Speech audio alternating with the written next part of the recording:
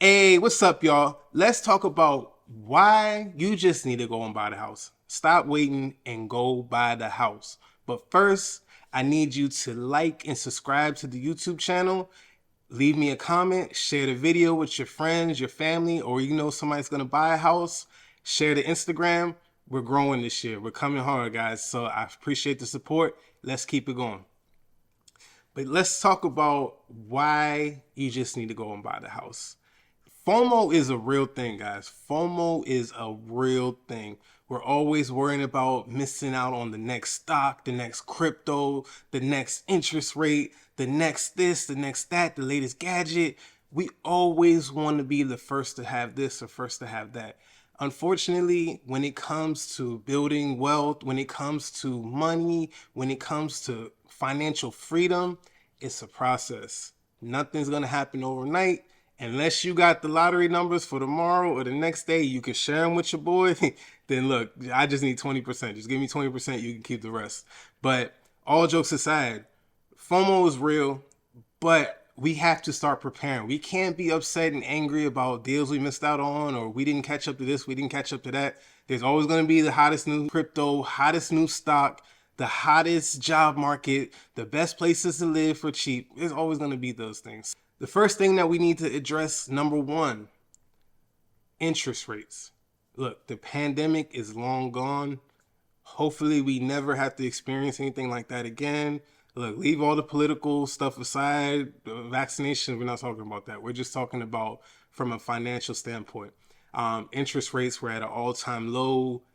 It was ridiculous. Don't let those low interest rates, the 2%, 3%, stop you from purchasing your home, because honestly, I don't care what stock you're investing in. I don't care what crypto you're investing in or what startup you're going to start. The quickest path to wealth building is real estate. No matter if you're owning, no matter if you're renting a bunch of houses out, duplexes, triplexes, apartment complexes, whatever you're doing, real estate is the number one path to wealth. Look, and those prices were great. The interest rates were great, but we got to move on. We can't live in the past worrying about this, worrying about that. We can only control the future, and we can only control today and tomorrow. We can't control yesterday. What happened, happened. So we got to prepare ourselves, get in the game, get some skin in the game, and start shopping around, looking for the best deal for you, looking for the best deal for your family or whoever you're going to buy the house with. But stop worrying about pandemic interest rates. Interest rates are going to go down this year. I don't know how much, but if you shop around and you're patient, you're going to get a good deal. Number two, you need to save your money. Let me say that again. You need to save your money. Tax time is coming. Those of you that file your taxes, have children, you might expect a decent tax return. If you get that, use that money for something beneficial that's going to pay off in the future. Don't go buy the latest sneakers. Don't go on the nice trips because everybody's going to use that tax refund to go on trips. Don't use that tax refund to go get your eyelashes done, go get your eyebrows, your hair, your nails, because it's going to be gone, and then you're going to be right back in the same boat, scrambling, trying to find some bread, trying to find some money. So use that tax refund to save. If you're going to use it to pay off debt, use it to pay off debt. If you're going to use it to save and get your down payment on your first home, use it for the down payment on your first home. There's so many routes that you can take to purchasing your first home. A lot of financial places and a lot of financial channels are going to scare you and tell you that you need a 15-year rate and you need to put 20% down. Of course, in the perfect world, you're going to get that 20% down in that 15-year rate. But look, times are tough right now. There's a lot of houses, but like we were going back to earlier, the rates aren't in the best shape right now. So you kind of got to take what you can get. And if things go down in the future, at least you'll have your house locked in and you can always refinance when the rates go back down or whatever they get to. You can always refinance your mortgage and go from there. Don't feel pressured or feel overwhelmed thinking that you can't do it. With the FHA loan, that's what I did for my first house. I wasn't trying to impress anybody. I was just worrying about building the equity. building that equity. And look, you can go the FHA route, put 3.5% down on your house. My first house was a 2-bedroom, 2.5-bath townhome with a wife, a kid, and a cane corso, a big ass dog. But we made it work because we knew that getting in the house and not wasting our money on rent and wasting our money on, a luxury apartment was going to pay off. It wasn't the nicest townhouse. It wasn't the best. It was pretty new. We got it 7 years after it was built, but we had to do some work in there. We had to put new flooring, paint the cabinets, backsplash, things of that nature. We changed it up, but it wasn't glamorous. It was our first home and we were worrying about building the equity.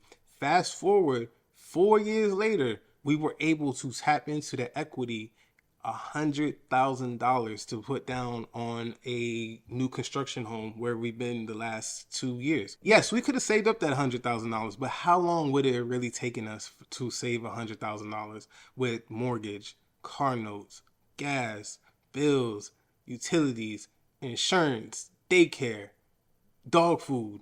I feed my dog raw, so her food bill is just as much as a human grocery bill. So yes, we could have saved up, but real estate is the fastest way to wealth building, and you can take that money and do whatever you want with it. If you want to go and live in your dream home, I don't advise people tapping their equity to buy other real estate, but some people do that, make it work. Whatever works for you, you go and do that. Number 3, you got to work on eliminating the debt.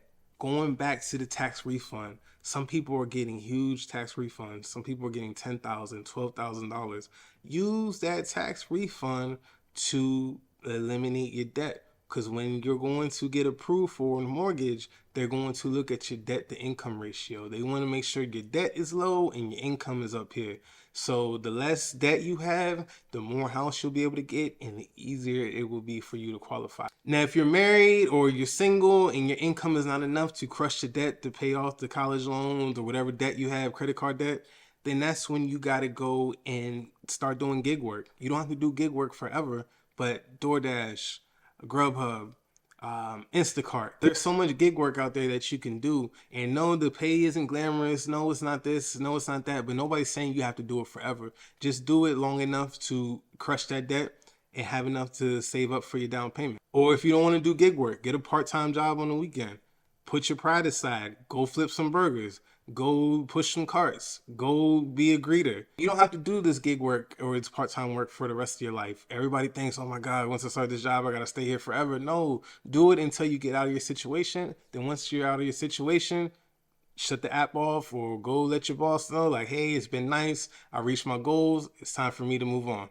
Then you can go pay off your debt, get the house, be good, and not have to worry about it. Number 4, you can't go on vacation. When you're trying to save up for a house, you gotta make small sacrifices for today to have a better tomorrow.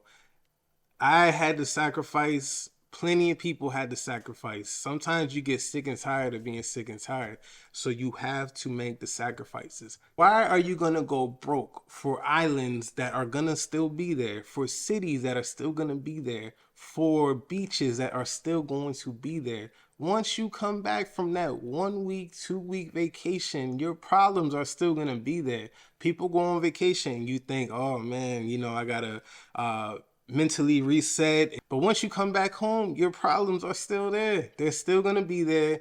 And you're going to have even more debt. And then you're going to be blaming this person or blaming that person and saying, oh, millennials are screwed. Gen Z is screwed. We cannot afford homes. We can't afford this. We can't afford that. Meanwhile, you scroll down your timeline and you got the little coconut, drinking out the coconut. You getting the suntan on the beach. Like, come on, y'all.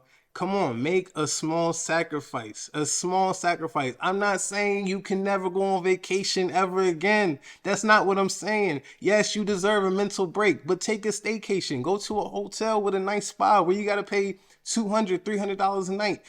Going to these places, you got to spend $1,000, $2,000 on airfare. I can't fly Spirit. Some of y'all going to find the deals like, nah, you can go here, go there, go here, go there. Nah, I can't do all that. I need to be on United or Delta, American Airlines. I need to be on something. I can't do Spirit. But don't go broke and then be complaining. It baffles me because Those places are never going to go anywhere. They're always going to be there. So when they're going to be there, a lot of financial issues are strictly on us.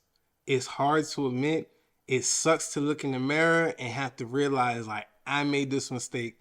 I keep spending money. I have a spending problem. I have a savings problem.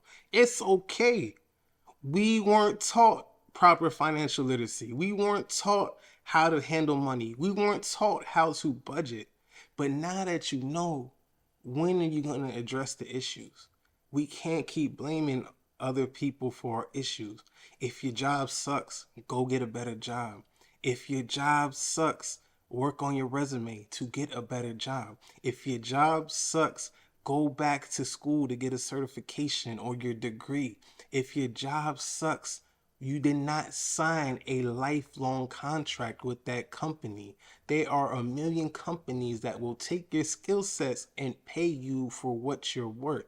Stop thinking you got to live and die at these places, or this is the last company on earth. Get yourself a new job or go get you some new skills. That way you will be able to afford the lifestyle you want. Simple. We can't blame other people for our financial mistakes. Don't co-sign for people. Don't wait. Go and buy the house. Be intentional with your savings this year. Do what you have to do, and you will thank yourself 5 years, 10 years from now. Like, I made the small sacrifice for only 1 year or 2 years, and now life has paid off. I have my house. I'm going to buy my second house. I have $80,000 worth of equity in this house that I can do whatever with. Or my house, hey, you might have been super aggressive. My house is almost paid off. I paid this house off in 7, 8 years. There's some unicorns out there. Just be intentional with your financial decisions and you will have a better life. Trust me. I don't call myself Better Living Financial for nothing. But all jokes aside, guys, be intentional. Get purposeful, go out there, crush your dreams, crush your goals, come back, tell me how it is on that side. Better Living Financial, we out.